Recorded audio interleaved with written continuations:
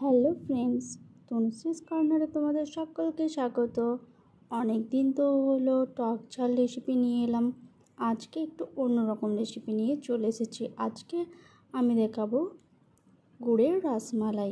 আজ আমি একদম কিন্তু মিষ্টি মিষ্টি রেসিপি নিয়ে চলে এসেছি, যেটা কিন্তু সবার ভীষণ ভীষণ ভীষণ প্রিয়।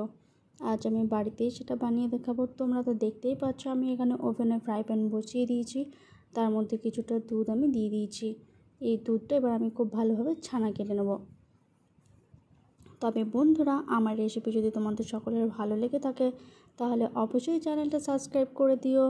যারা এখনও বেল আইকন বাটনটা অন করেনি তারা সঙ্গে সঙ্গে বেল আইকন বাটন অন করে দিয়ে একটা লাইক করো, কমেন্ট করো, শেয়ার করো।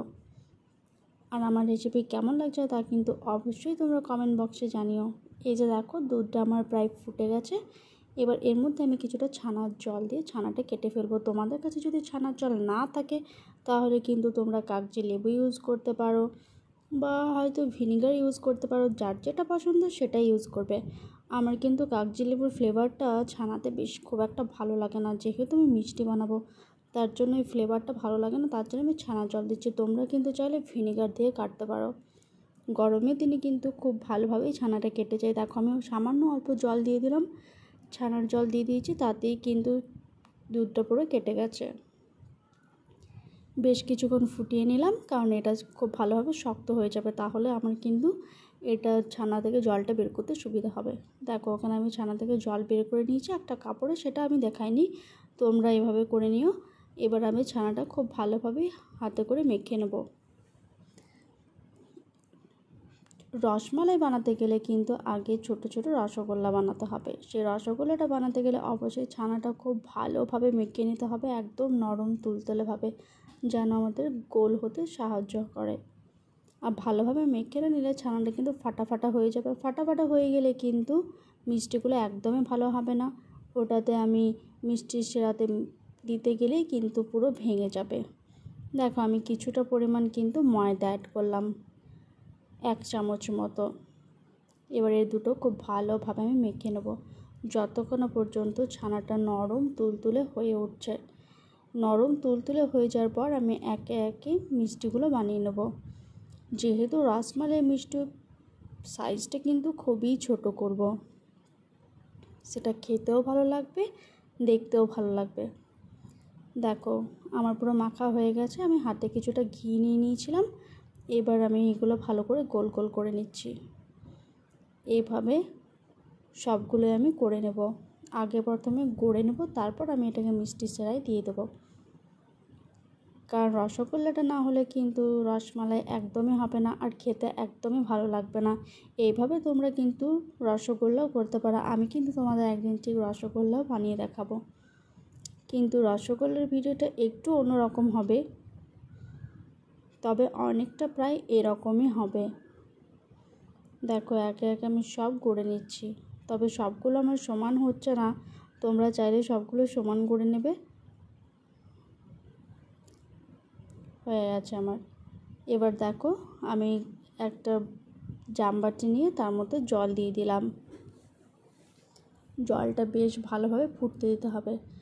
জলটা বেশ কিছুক্ষণ ফুটে গেলে তার মধ্যে আমি চিনিটা অ্যাড করে দেবো। তোমরা তো বুঝতেই পারছো, এটা আমি চিনির শিরাটা তৈরি করছি, যেটাতে আমি এই বলগুলো সব ছেড়ে দেবো। এটা ফুটতে সাহায্য করবে এবং আমার মিষ্টিগুলো প্রায় তৈরি হয়ে যাবে।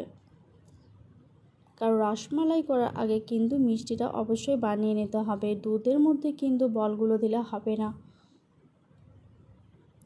এই যে দেখো, আমি চিনিটা এবার অ্যাড করে নিচ্ছি। এখানে যেহেতু জলের পরিমাণটা আমার কম আছে, প্রায় 1 বাটির মতো, তাই আমি হাফ বাটির মতো চিনিটা দিয়ে দিলাম।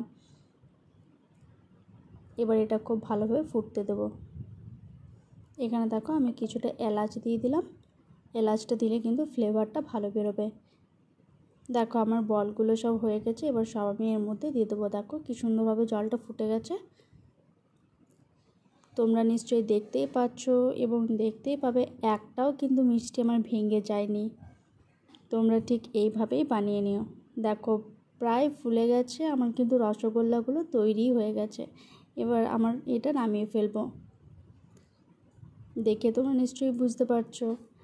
আরও কিছুটা পরিমাণ ফ্রাই প্যানে আমি দেখো দুধ দিয়ে দিলাম।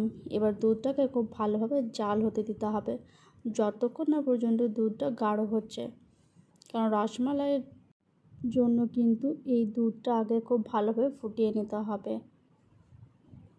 দুধটা আমার প্রায় ফুটে গেছে। এখানে আমি কাজু আর আমন্ড কুচিয়ে রেখেছিলাম, সেটা আমি দিয়ে দিলাম। কাজু আর আমন্ডটা দিলে কিন্তু মুখে পড়লে খেতে কিন্তু ভীষণই ভালো লাগবে। তোমাদের কাছে যদি নারকেল কোড়া থাকে তোমরা নারকেল কোড়াটাও দিতে পারো।